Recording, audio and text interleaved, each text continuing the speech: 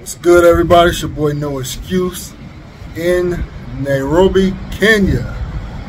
So, just got here last night.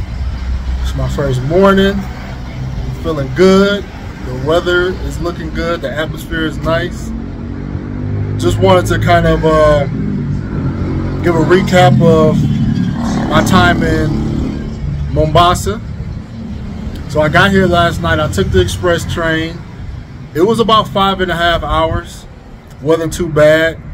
I paid for the first class just so I could have more space and to be able to charge my devices. So I think first class was about roughly like 50 bucks. And then like the economy is like,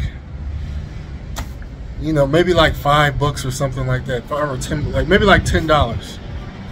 So I just decided just to do the first class option on the train. But yeah, it was pretty much straight through, about 5.5 hours. That train departs express twice a day, at 3 p.m. and at 10 p.m. And so that 3 p.m. got me here about 8:30 p.m., which was cool. They have food on the train. You know, pretty good service if you want to go between Nairobi and Mombasa. Just to kind of give a recap, so you know, my initial video on Mombasa, you know, I mentioned that I look at 3 elements when I go to beach cities. So I look at 1, the everyday living, just, you know, how people live, the vibe, cost of living, everyday things. And then I look at the beach vibe. And then also I would look at the nightlife vibe too when I go to a, you know, a beach city. So as I mentioned before, you know, the everyday living, you know, it really wasn't my vibe. You know, it was kind of slow. And then obviously the heat and humidity is not really ideal to just be outside, just walking, you know, trying to interact with people. And then I really didn't see a lot of like centralized areas where you'll see like hundreds of people, you know, at one time, which makes sense. I know they do have a CBD area, or what we would call downtown. I didn't go to Mombasa CBD, so I can't really speak on that, but just outside of CBD and being in, I was in an area called Nyali. And, you know, obviously being in like Ubers, motos, taxis, moving around the city, like I kind of got a gist of like the neighborhood. But yeah, during the weekday, you know, it's just pretty much, you know, people going to work, going to school. You don't really just see people out and about that's not working. Whereas you'll see in like other countries that guys are familiar with, whether it's like Colombia or DR, or maybe like Thailand, or even South Africa, you know, you'll see people out, you know, moving around. So I really didn't see too many people outside, because that's how you typically meet people, just randomly walking by or going places where it's just a you know, the population density is pretty high. So as far as living in Mombasa, like I mentioned before, it wouldn't be my vibe. It just doesn't, it's too hot. They don't really have like densely populated areas where you would see like lots of people or lots of women at one time. And so it wouldn't be for me. The cost of living is cheap though, so I would say from a cost perspective, it does check that box. So for those that, you know, appreciate a lower cost of living, things not too expensive like transportation or food, you know, you probably would like Mombasa, especially if you don't mind like heat and humidity. Meeting people, if you're a guy, meeting, you know, women, that's not an issue. That wouldn't be an issue in Mombasa. So I'm not going to even address like dating or things like that, because, you know, I think that's possible anywhere in the country. But just as far as just living, you know, it just wouldn't be for me. Now the beach vibe, unfortunately wasn't for me either. Now, I had this discussion with people about beaches and what I like when I go to the beach, and everybody's different. Some people said they like Mombasa Beach because they just want to go for a walk and chill and, you know, maybe go in the water and swim. So for people that like to do that, just walk, maybe get in the water, that's fine. But for me, I like beaches that have more amenities.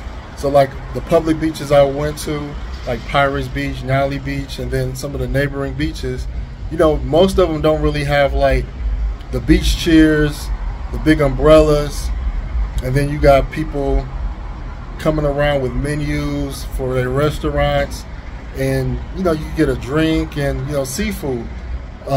Just asking local women, and then I had a guide, a Kenyan local, that pretty much gave me the ins and outs of the beaches, and I asked him a lot of questions.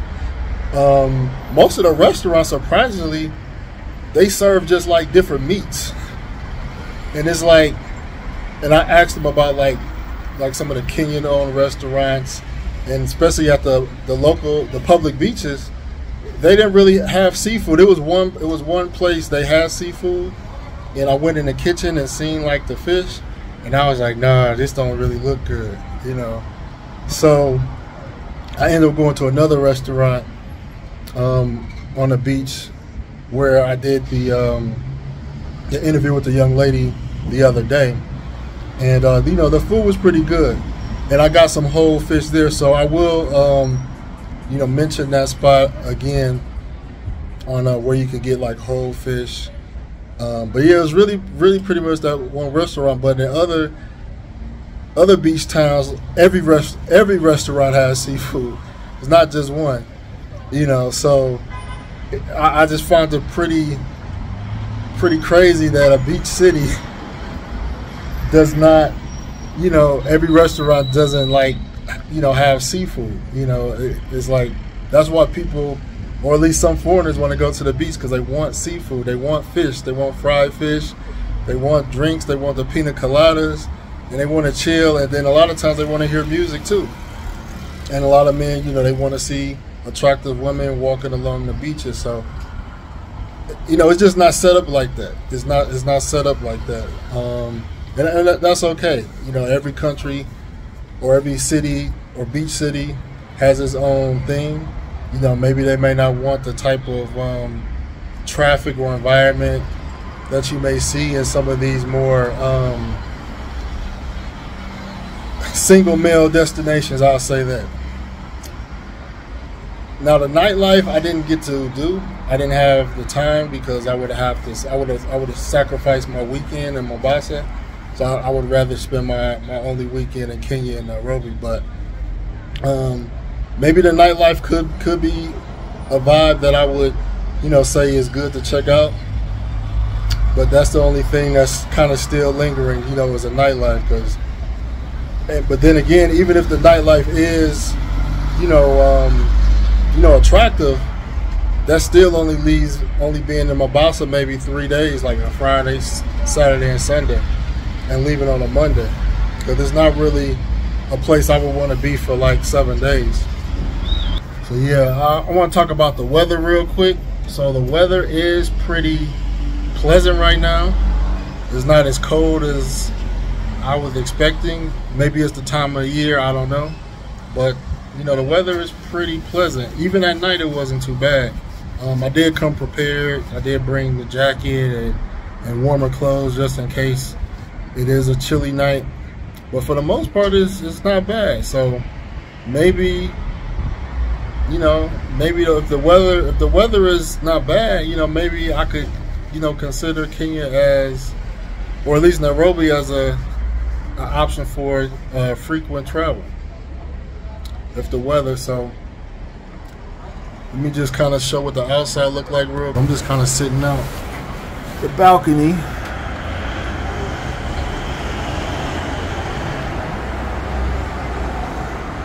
So this is some part of Westlands, or whatever the case may be, with people highly. So yeah, I'm gonna check out some restaurants, check out the nightlife, maybe check out a cigar lounge, and tap back with you guys tomorrow. Peace out.